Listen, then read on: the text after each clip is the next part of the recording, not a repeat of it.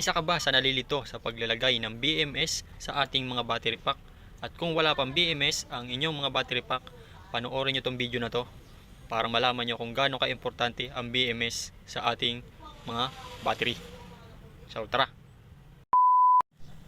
BMS, Battery Management System. Para saan nga ba ang BMS?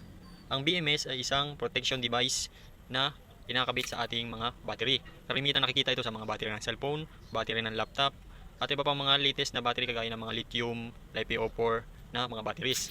Bali ito ang nagsisilbing proteksyon ng ating mga batteries sa overcharging, overdischarge, high voltage, low voltage at iba pang klase ng distraction na pwedeng makasama sa ating mga battery. At isa rin ang BMS sa mga dahilan kung bakit nagiging safe gamitin ang ating mga battery pack, at BMS din ang dahilan kung bakit napapahaba ang buhay ng ating mga battery. Ngayon, alam nyo na kung ano yung trabaho nito at gaano siya kaimportante sa ating mga battery pack. Ang sunod naman is, paano naman siya ikabit? Dito maraming nalilito at maraming naguguluhan. Paano ba ikabit ng tama yung ating BMS? So tara, explain ko sa inyo ng malinaw at mas klaro. At bago ko pala makalimutan, itong BMS na to ay mayroong discharge current na 20 ampere at yung charging current naman niya is 10 ampere. At itong BMS na to ay para sa mga 18650 battery cells na lithium ion. Bali 3S ito na 4P or 4P na 3S configuration.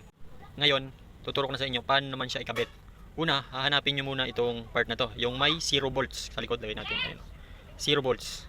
Ang ibig sabihin niyang 0 volts is yung main negative ng inyong battery. Hanapin nyo yung main negative, ito, main negative ito ng battery nyo. Lalagyan nyo siya ng wire, and then, i-connect nyo dito sa main negative, sa 0 volts. Yun ang unang step.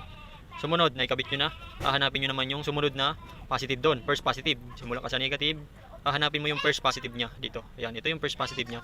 Bali, ikakabit mo doon sa 4.2 volts. Dito nyo naman siya ikakabit. Then, sumunod, 8.4 volts. Bali, yung sumunod na positive ulit ang ikakabit. Hahanapin nyo. Ayan, dito yung second positive, bali dito yung 8.4 volts. Then sunod, hanapin nyo ulit yung sumunod na positive, yung last positive or yung main positive natin.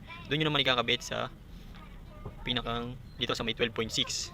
Bali gano'n, simula kayo sa negative, then sunod positive, first positive 4.2 volts, second positive 8.4 volts, third positive 12.6 volts. Then pagkatapos nun maikabit nyo na, ang magiging output na niya is dito sa dalawang ito. Yan, positive negative, dito na yung magiging output niya, yung output current, at dito na rin yung magiging charging niya. Ayan mga boss, bali idinikit ko siya dito sa ibabaw. Dito siyang side ko inilagay para medyo kita. Then nilagyan ko siya ng sapin dito para iwas yung contact niya dito sa mismo mga battery natin, para iwas na rin yung grounded at yung spark short niya dito. So ayan mga boss, lagyan na natin ng mga wire siya dito, connection. Una, mag-umpisa tayo dun sa 0 volts or sa main negative. Bali lagyan natin ng kulay itim na wire. Pinangin lang natin. Okay. Then i-connect natin yan dito sa main negative natin. So ayan, 0 volts or main negative natin. Ito yung main negative natin.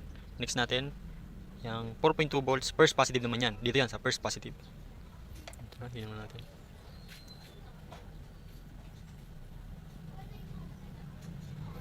So ayan, 4.2 volts. Kakabit natin yan dito sa first positive.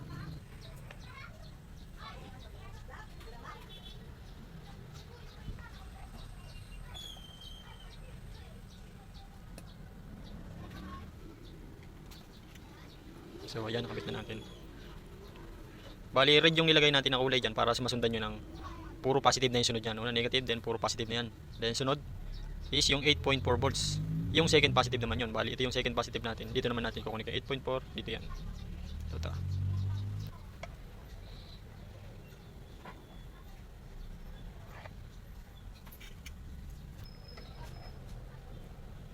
So ayan, nakabit na natin yung sa 8.4, yung second positive niya. And last naman is yung third positive. Ito, third positive sa dito sa 12.6. Tara. So ayan, nakikabit na natin. Bali, mabilis na recap tayo. Umpisa tayo sa 0 volts or main negative. Sunod, 4.2 volts first positive.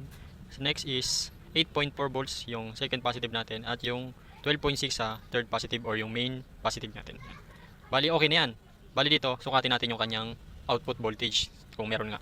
Bali ayan mga boss, nilagyan na rin natin ng wire dito sa kanyang output. Positive negative lang yan. Then sukatin natin yung output voltage niya.